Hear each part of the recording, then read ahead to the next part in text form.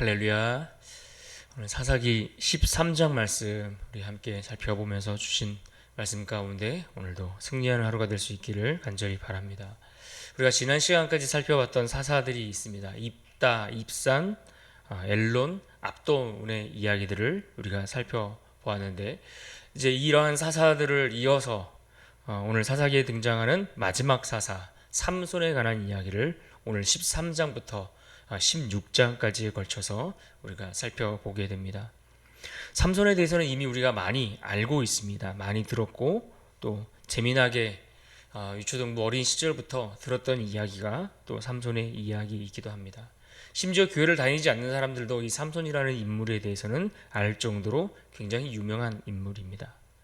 그러나 우리가 오늘부터 보실 이 삼손의 이야기는 우리가 단순히 재미나게 읽고 듣고 알고 있었던 그러한 어떤 영웅이 되고 싶었던 비운의 주인공 같은 어떤 그런 삼류 소설이나 영화 속에 등장할 법한 그런 인물의 이야기를 다루고 있는 것은 아닙니다.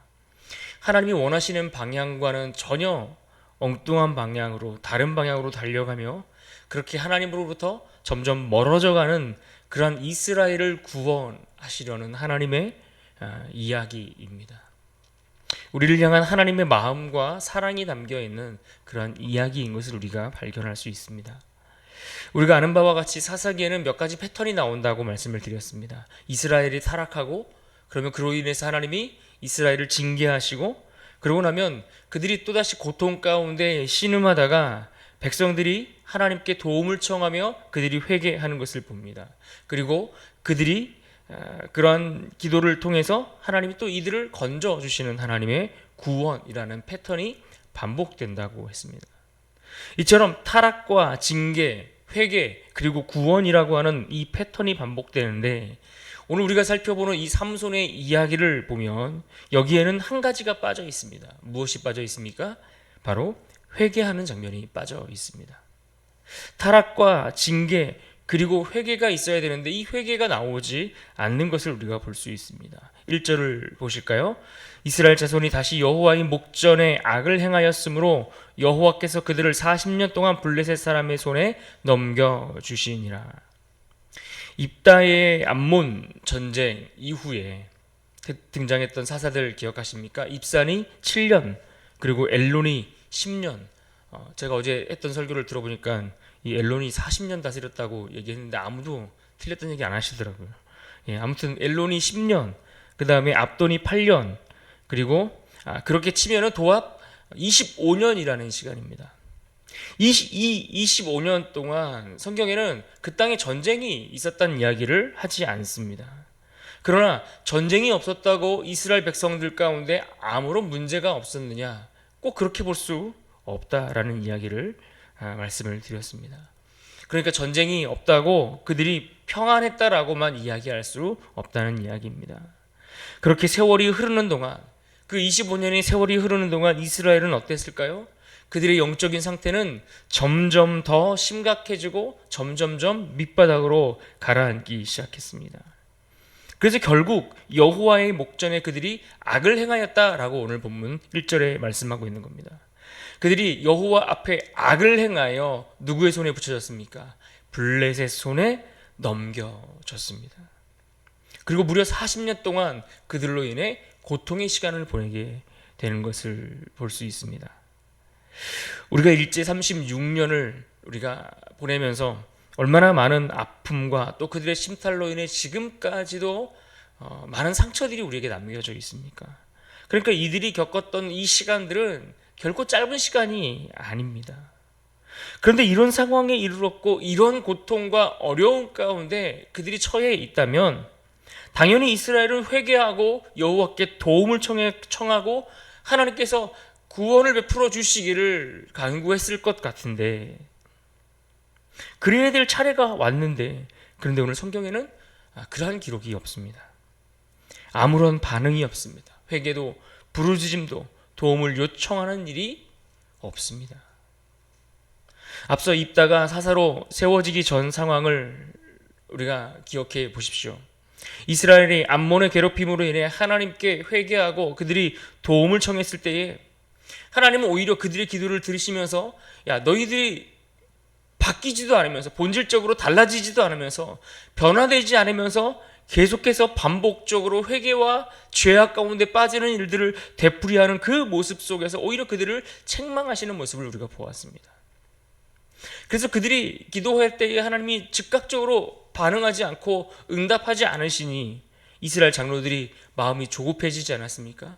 그래서 그들 가운데 누가 힘센 사람인지, 누가 싸움을 잘 할 만한 사람인가를 찾다가 찾아서 세운 사사가 누구입니까? 입다였습니다.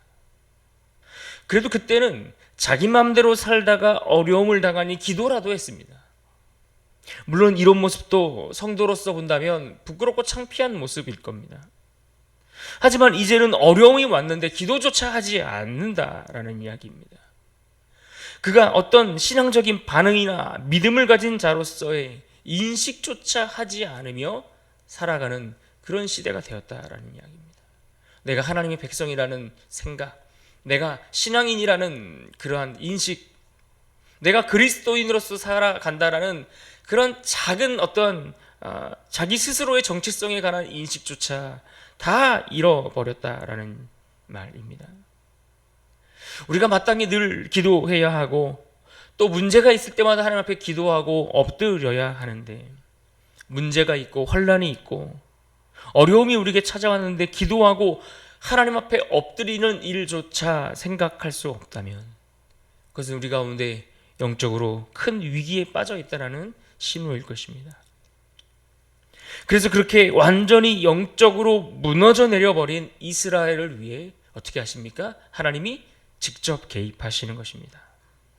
이제는 이스라엘을 위해서 반응조차 할 수 없고 하나님 앞에 엎드릴 수조차 없는 그러한 안타까운 이스라엘을 보시면서 하나님이 직접 그 일 가운데 뛰어드시는 거예요.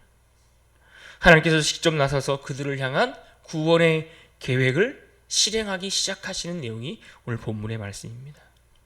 2절과 3절을 보십시오. 소라 땅에 단지파의 가족 중에 마누아라 이름하는 자가 있더라. 그의 아내가 임신하지 못함으로 출산하지 못하더니 여호와의 사자가 그 여인에게 나타나서 그에게 이르시되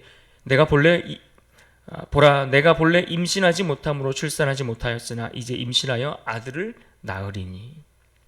이스라엘이 고통 속에 있음에도 불구하고 아무런 믿음의 반응조차 할 수 없었는데, 이어서 나오는 말씀이 어떤 말씀입니까?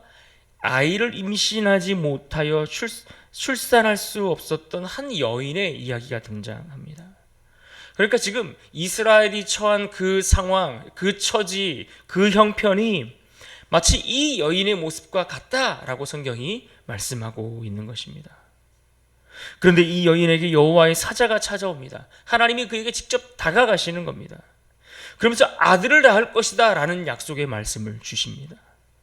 심지어 이어지는 말씀을 보며 그 아이가 이스라엘을 블레셋 손에서 구원하기 시작할 것이다 라는 아주 놀라운 이야기를 그들에게 들려주십니다. 그러자 이 소식을 들었던 이 여인이 그의 남편에게 달려가서 그 이야기, 그 소식을 전하게 됩니다.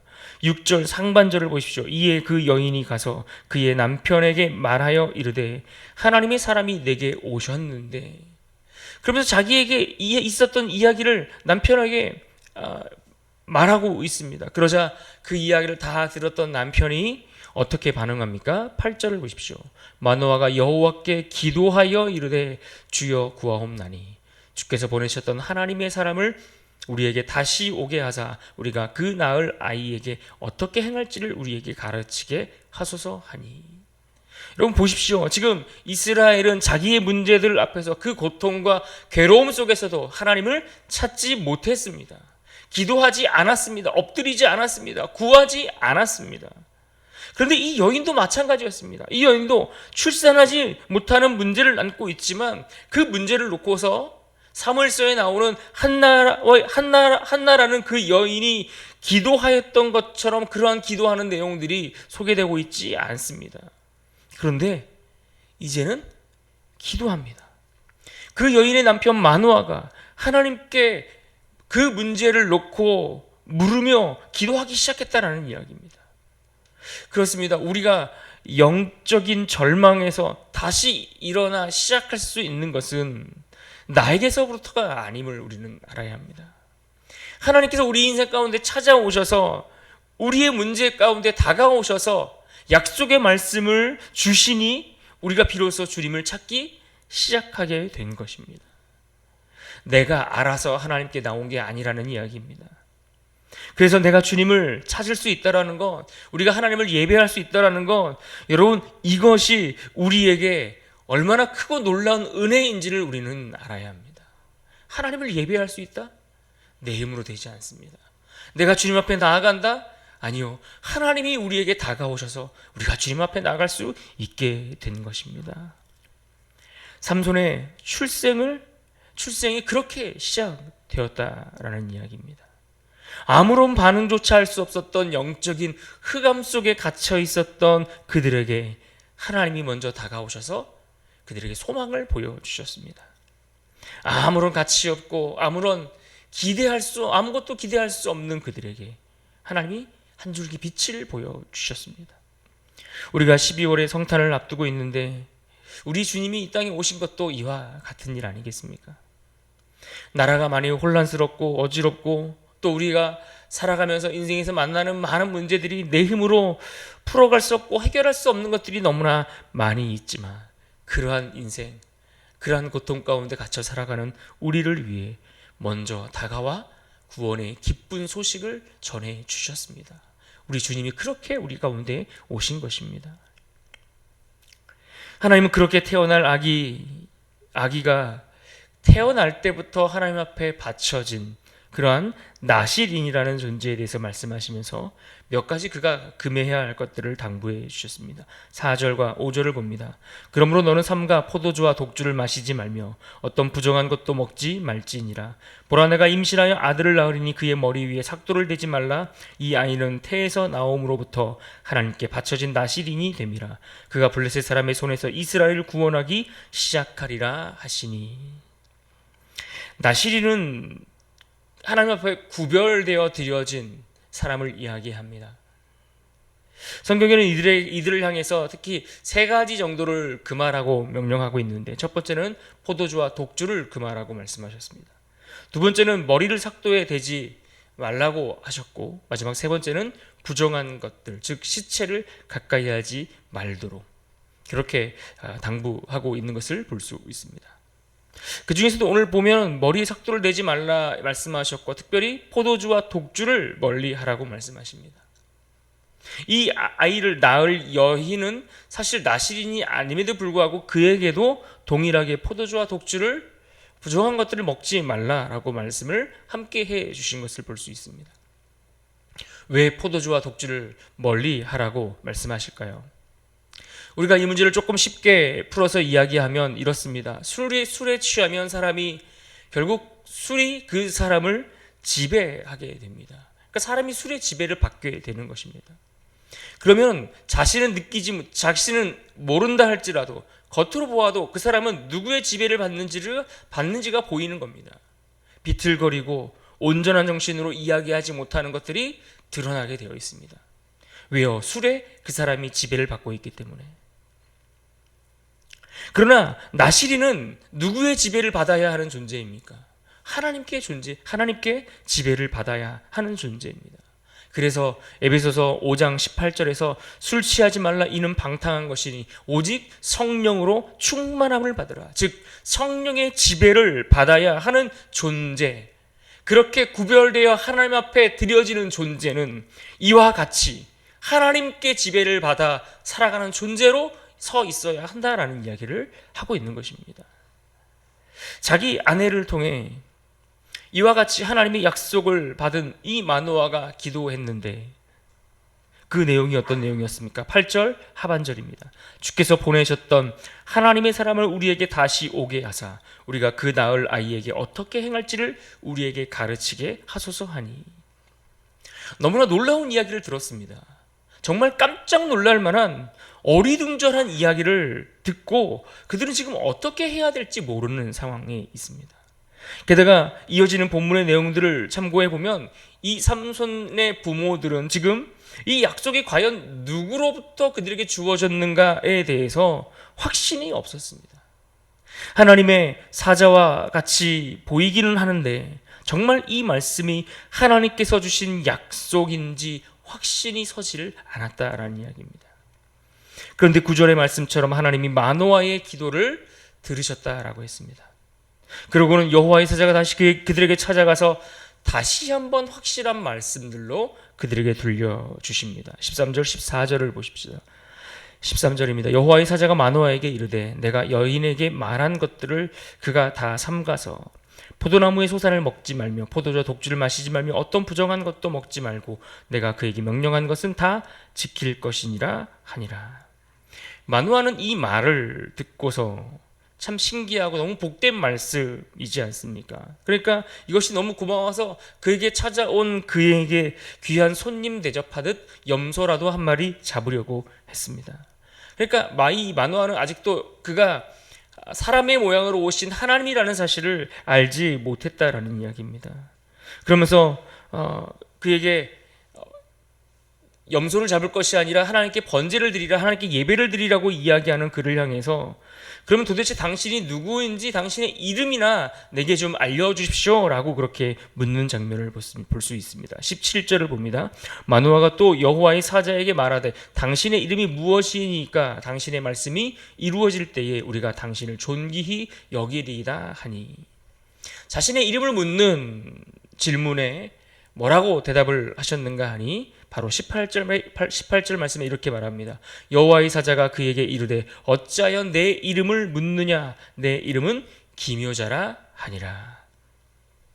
마치 애굽에 고통받는 이스라엘을 구원하시기 위해 그들 가운데 찾아오셔서 모세를 만나주시는 그 장면을 우리가 떠올려 볼 수 있습니다. 자기에게 찾아와 소명을 주시고 애굽으로 다시 돌아가라고 말씀하시는 그 하나님께 모세가 묻습니다. 당신의 이름이 무엇입니까? 라고 물었을 때에 누가 나를 보냈다라고 하리까? 라고 물었을 때에 그때에 하나님이 뭐라고 대답하십니까? 출애굽기 3장 14절 말씀입니다. 하나님이 모세에게 이르시되 나는 스스로 있는 자이니라. 또 이르시되 너는 이스라엘 자손에게 이같이 이르기를 스스로 있는 자가 나를 너희에게 보내셨다 하라. 나는 스스로 있는 자라 이렇게 말씀을 하시는 것은 하나님은 우리의 인간의 머리로 이해할 수 있는 분이 아니라는 이야기입니다. 그러한 존재가 아니라는 거예요.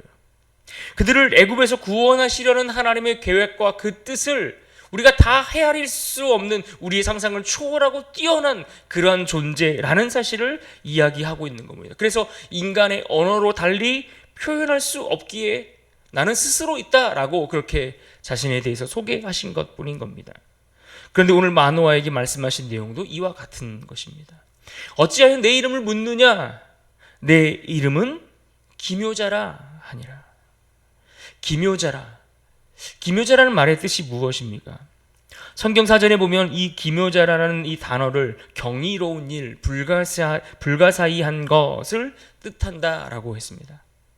그러니까 성경에서 그의 인간의 이성이나 지혜로 상상할 수 없고 알 수 없고 이해할 수 없는 어떤 인간의 이성이나 지혜, 상상, 감각 이런 것들은 도저히 받아들일 수 없는 분, 그러한 초월적인 능력과 성품으로 오셔서 섭리를 수행하시는 그러한 분으로서의 하나님에 대한 하나의 별칭처럼 사용되고 있는 것을 우리가 알 수 있습니다. 그리고 이 단어를 또 누가 사용했는가 하니 이사야 선지자가 사용합니다. 이사야 선지자가 이 단어를 사용하면서 장차 우리에게 오실 메시아를 이야기할 때에 이 기묘자라는 단어를 사용합니다. 이사야서 9장 6절 말씀입니다.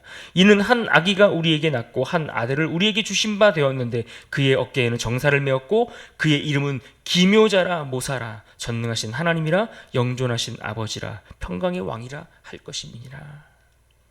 그렇습니다. 영적으로 완전히 무너져 내려버린 그러한 이스라엘, 그래서 아무런 반응조차 할 수 없었던 이스라엘, 문제를 겪고 고통 가운데 있었음에도 불구하고 하나님을 찾을 수 없었던 그 이스라엘과 한 가정의 문제를 향하여 하나님께서 찾아오셔서 그 놀랍고 신비롭고 경이로운 일, 불가사의한 일을 행하시는 그런 하나님의 모습을 우리에게 보여주고 있습니다.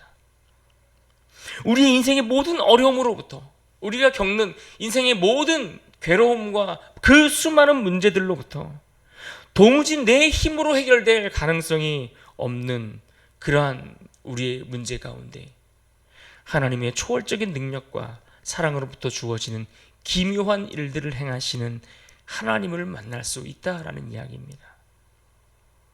그렇습니다. 하나님은 우리가 한숨조차 내쉴 수 없는 그러한 인생으로 있을 때 우리 가운데 찾아오십니다. 그리고 그에게 오셔서 어떠한 일을 행하십니까? 기묘한 일을 행하시는 분이십니다. 만노아의 머리로는 도무지 이해할 수 없는 일입니다. 어떻게 이런 일들이 가능할까? 그러나 그가 드렸던 그 번제의 제단에 불꽃으로 임하여 그 제단의 제사를 받으시는 그 장면을 경험하면서 비로소 그가 하나님을 깨닫게 됩니다. 하나님을 예배하는 그 가운데 하나님을 알게 됩니다. 아, 내게 이 약속을 주신 이가 하나님이시구나. 그리고 그 약속대로 그들은 아들을 낳아 그 이름을 삼손이라 지었다라고 말씀하고 있습니다. 그렇습니다. 하나님은 이스라엘이 이와 같이 고통 중에 있을 때에 우리가 아픔에 괴로워하고 있을 때 아무런 일도 하지 않고 계시는 분이 아닙니다. 오히려 기묘한 일을 계획하시고 그 계획을 이루시고 그 계획을 성취하시는 분이 바로 우리가 믿는 하나님입니다. 그래서 우리가 오늘 이 땅을 살아가면서 우리가 이 땅에 무엇을 가졌거나 무엇을 우리가 이루어서 소망이 있는 것이 아니라 그 하나님이 오늘도 우리 가운데 찾아오시기에 우리를 만나주시기에 여기에 우리의 소망이 있는 것입니다. 내 눈에 보이지 않는다고 신앙도 믿음도 다 버리고 그래서 포기하고 살면 안 되는 이유가 여기에 있는 것입니다. 기묘한 일을 위해 찾아오시는 그 하나님을 기대하는 마음이 우리의 삶에 있어야 할 것입니다. 오늘 하루를 살아갈 때에도 그 하나님을 우리 마음 가운데 품고 놀라운 일들을 이루어 가시는 그 하나님을 우리가 맛보고 경험할 수 있는 복된 하루가 될 수 있기를 주님의 이름으로 축복합니다. 오늘 본문 18절 말씀 다시 한번 읽고 마치겠습니다. 18절 말씀 함께 읽겠습니다. 시작. 여호와의 사자가 그에게 이르되 어찌하여 내 이름을 묻느냐? 내 이름은 기묘자라 하니라. 아멘. 시간 같이 기도하겠습니다.